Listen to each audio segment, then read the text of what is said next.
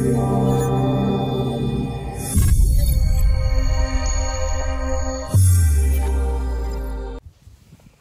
everyone, I'm Nomad Nursey, and in today's video I wanted to talk a little bit about what kind of skill sets that you need to have working a remote nursing job.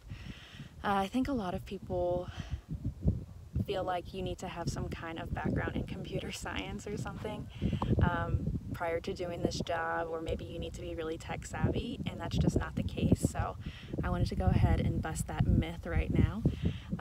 What you do need to have is actually good assessment skills, triage skills, and organization skills, and you can get that from a number of different jobs. It doesn't even have to be nursing job, you know, that you get this skill set from. I think a lot of nurses have come from a previous job and this is kind of a second career, and so you know, you can definitely have organization skills that you've acquired from that previous job, or you know, even if you've been like a waitress or a waiter, you definitely can get some good organization skills from working in those type of settings. And so I really just want to really focus on those three assessment skills in this video. So organization, you can get that from just about any job. The assessment piece, I think that is more nursing related, where you get that information from, you know, being familiar with lab results, what the normals are, being familiar what a regular physical exam looks like, you know, things along those lines that are more nursing, which is different than the organization piece, which you could get from anywhere. The third thing is triaging, which is similar to assessment in that I feel like you get most of that experience working in a nursing job.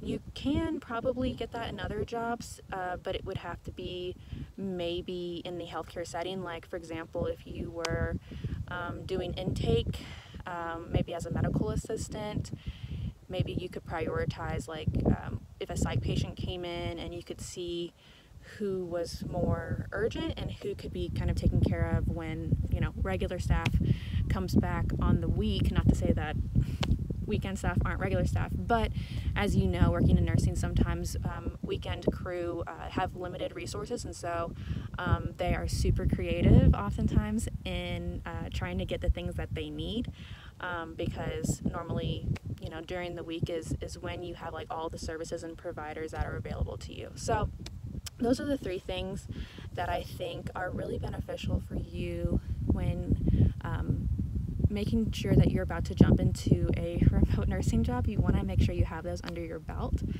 Every remote job is going to be different on as far as like what platform they use. Some use electronic medical records, chat-based platforms. I personally use email, so 9 times out of 10 I'm pretty sure that most nurses can use email, but if you're not that tech savvy, I really want to encourage you to still kind of keep this on your list. Don't cross this off if you're, you know, not that comfortable in the tech room setting, because the thing is, it's just like, if you can kind of imagine it like a new IV pump that comes through.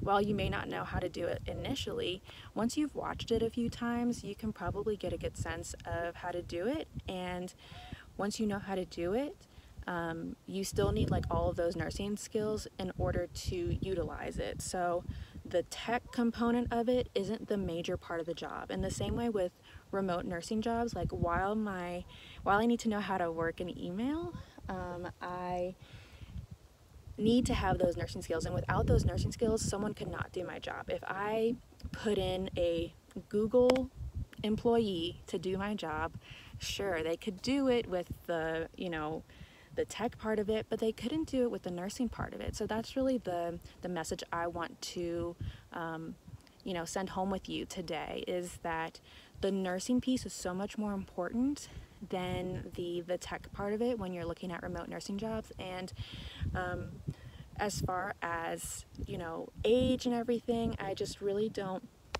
think there is a limit to the age.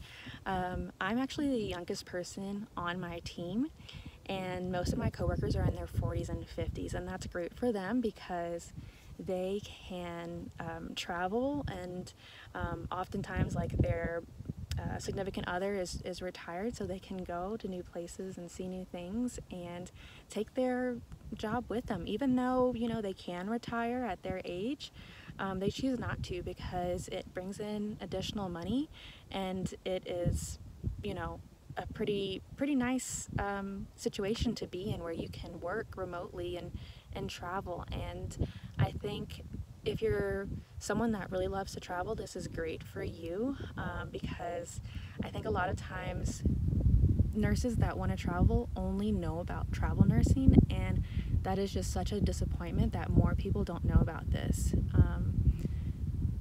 Traveling as a nurse can also include working remotely, and I think for the people that maybe don't want to do travel nursing because they don't want to job hop and learn, you know, a new set of codes everywhere they go, and they don't want to have like the worst patients, I think you really should look into remote nursing, because your job would stay the same, but your location would be different, and you would be location independent, which is amazing. Another group of nurses that I want to speak to as well are those nurses that, you know, have put in so much of their body and soul into their role that maybe they now have back problems or arthritis, or you know, can't stand on their feet all day. You know, nursing is a very physical job. It takes a lot of toll on your body, and I personally suffered some back pain just from moving patients and everything, so I know how it is, and I'm relatively young. So, you know, for those nurses that are mature in the workforce and have been there a while, and, you know, maybe can't move patients anymore, look into remote nursing, because you can still make a huge difference in someone's life, even when they're not in the hospital. I think that there's so much stigma around working outside the hospital when it comes to a nurse, because sometimes people feel like, well, you're not doing like a real nurse's job or something like that, like you're not doing real work. And I beg to differ, because some of the first nursing roles were actually done outside of the hospital setting. When you think about, you know, battlefields, you know, nurses were there, they were outside of a hospital.